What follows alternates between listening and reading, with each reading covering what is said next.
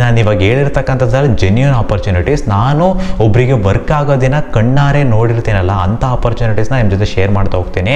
Hi ಎಲ್ರಿಗೂ ನಮಸ್ಕಾರ, ನನ್ನ ಹೆಸರು ಕಾರ್ತಿಕ್. ಈ ವಿಡಿಯೋ ಮಾತಾಡ್ತಕ್ಕಂಥ ವಿಷಯ ಏನು ಅಂತಂದರೆ ತುಂಬಾ ಇಂಪಾರ್ಟೆಂಟ್ ವಿಷಯ ಅಂತಲೇ ಹೇಳ್ಬೋದು. ಎಷ್ಟೊಂದು ಜನ ವರ್ಕ್ ಮಾಡಬೇಕು ಅಂತ ನೀವು ತುಂಬ ವರ್ಕ್ನ ನೀವು ಸರ್ಚ್ ಮಾಡ್ತಾನೆ ಇರ್ತೀರಾ.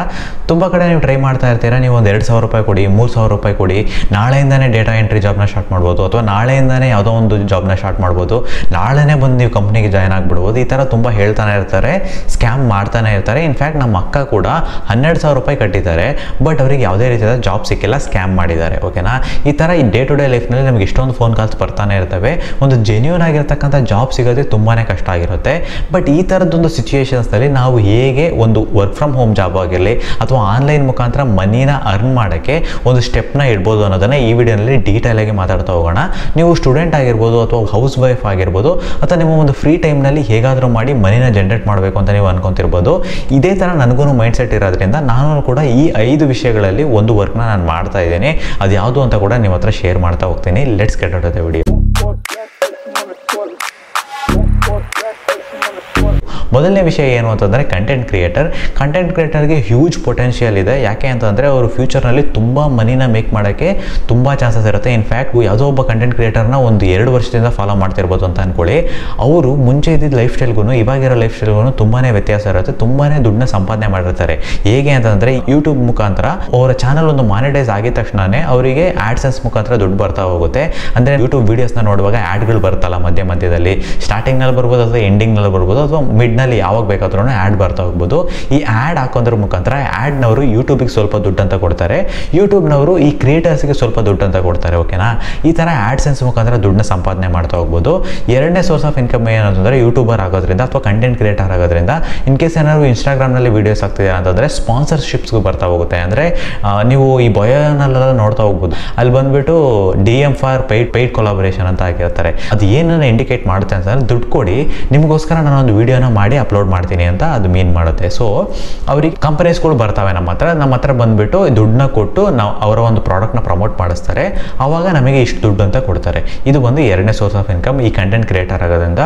ಫ್ಯೂಚರ್ನಲ್ಲಿ ನೀವು ಯಾವುದೋ ಒಂದು ಬಿಸ್ನೆಸ್ ಸ್ಟಾರ್ಟ್ ಮಾಡೋದ್ರೂ ಕೂಡ ಈಸಿಯಾಗಿ ನೀವು ಒಂದು ಮಾರ್ಕೆಟಿಂಗ್ ಮಾಡೋಕ್ಕೆ ಕೂಡ ತುಂಬಾ ಹೆಲ್ಪ್ಫುಲ್ ಆಗಿರುತ್ತೆ. ಸೊ ಆ ಬಿಸ್ನೆಸ್ ಮುಖಾಂತರ ಮನಿನ ಅರ್ನ್ ಮಾಡೋಕ್ಕೆ ಕೂಡ ಈ ಯೂಟ್ಯೂಬ್ ಅಥವಾ ಕಂಟೆಂಟ್ ಕ್ರಿಯೇಷನ್ ತುಂಬಾ ಹೆಲ್ಪ್ಫುಲ್ ಆಗಿರುತ್ತೆ.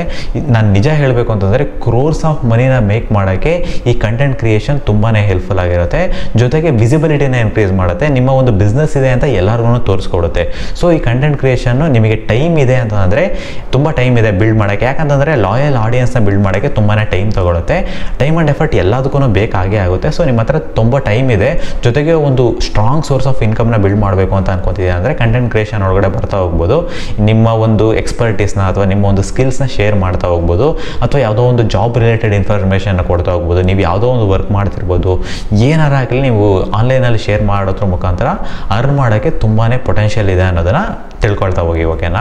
ಇದೇ ಥರ ನಾನು ಕೂಡ ಕಂಟೆಂಟ್ ಕ್ರಿಯೇಷನ್ ಒಳಗಡೆ ಬಂದೆ. ಇದರಲ್ಲಿ ಫ್ಯೂಚರ್ನಲ್ಲಿ ನನಗೆ ಹೇಗಿದ್ರು ಒಂದು ಬ್ಯಾಕಪ್ ಜಾಬ್ ಇದೆ. IT-ನಲ್ಲಿ ವರ್ಕ್ ಮಾಡ್ತಾ ಇದ್ದೀನಿ ಸಾಫ್ಟ್ವೇರ್ ಇಂಜಿನಿಯರ್ ಆಗಿ. ಸೊ ಈ ಕಂಟೆಂಟ್ ಕ್ರಿಯೇಷನ್ ಮಾಡೋದ್ರ ಮುಖಾಂತರ ಫ್ಯೂಚರ್ನಲ್ಲಿ ಒಂದು ದೊಡ್ಡದಾಗಿ ಒಂದು ಇನ್ಕಮ್ನ ಬಿಲ್ಡ್ ಮಾಡಬೇಕಂತಕ್ಕಂಥದ್ದು ನನ್ನ ಮೈಂಡ್ ಸೆಟ್. ಸೊ ಇದರೊಳಗಡೆ ಬಂದಿದ್ದೀನಿ. ಓಕೆನಾ?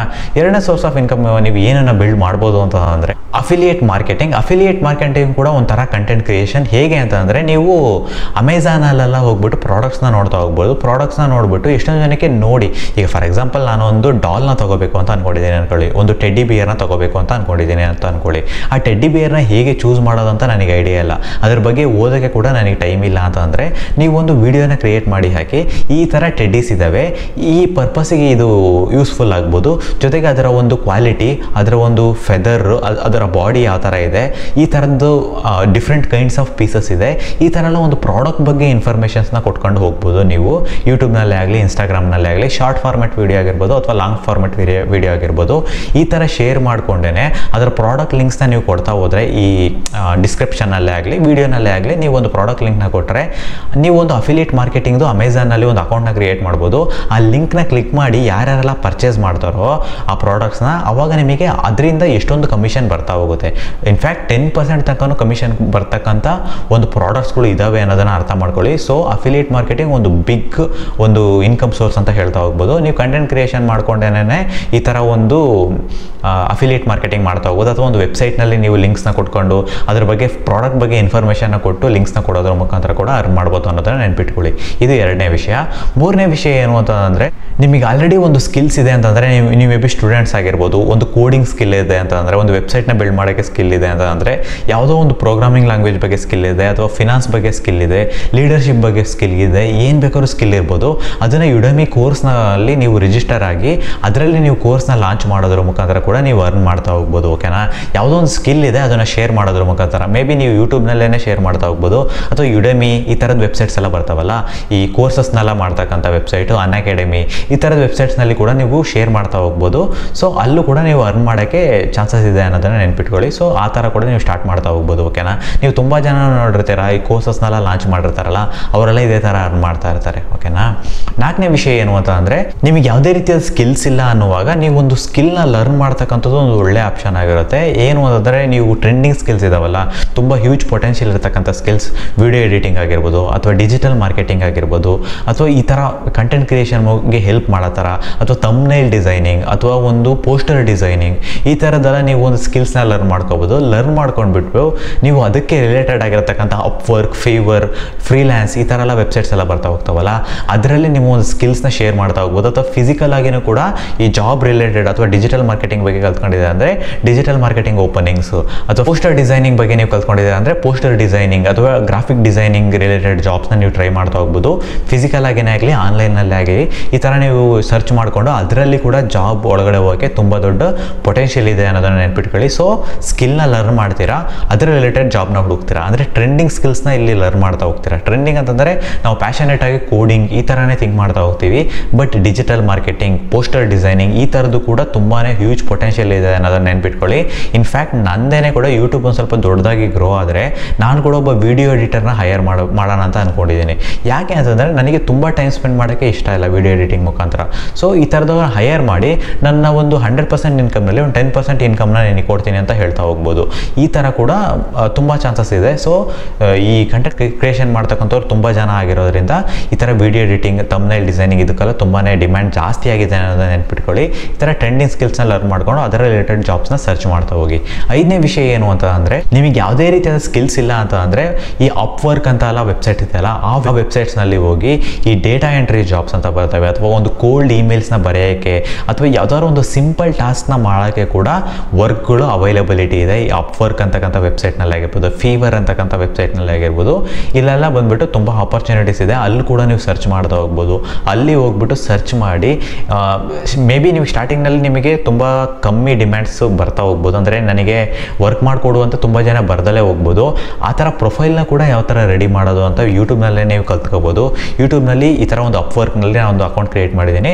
ನನ್ನ ಪ್ರೊಫೈಲ್ ವಿಸಿಬಲ್ ಆಗೋ ಥರ, ಬೇರೆಯವರಿಗೆ ವಿಸಿಬಲ್ ಆಗೋ ಥರ ಯಾವ ಥರ ಮಾಡೋದು ಅಂತ ವೀಡಿಯೋಸ್ನ ನೋಡಿ ಅದೇ ಥರ ನೀವು ಪ್ರೊಫೈಲ್ನ ಡಿಸೈನ್ ಮಾಡಿ, ಈ ಥರ ಮಾಡ್ಕೊಂಡ್ಬಿಟ್ಟು ನೀವು ಒಂದು ಅಟ್ರ್ಯಾಕ್ಟ್ ಮಾಡಿ ಆಡಿಯನ್ಸ್ನ, ಅವರಿಂದ ವರ್ಕ್ನ ತೊಗೊಂಡು ನೀವು ಬಿಲ್ಡ್ ಮಾಡ್ತಾ ಹೋಗ್ಬೋದು.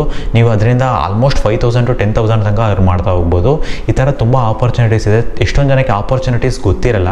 ಈ ನಾನು ಇವಾಗ ಹೇಳಿರ್ತಕ್ಕಂಥದ್ದು ಜೆನ್ಯೂನ್ ಆಪರ್ಚುನಿಟೀಸ್. ನಾನು ಒಬ್ಬರಿಗೆ ವರ್ಕ್ ಆಗೋದಿನ ಕಣ್ಣಾರೆ ನೋಡಿರ್ತೀನಲ್ಲ, ಅಂಥ ಆಪರ್ಚುನಿಟೀಸ್ನ ನಿಮ್ಮ ಜೊತೆ ಶೇರ್ ಮಾಡ್ತಾ ಹೋಗ್ತೀನಿ.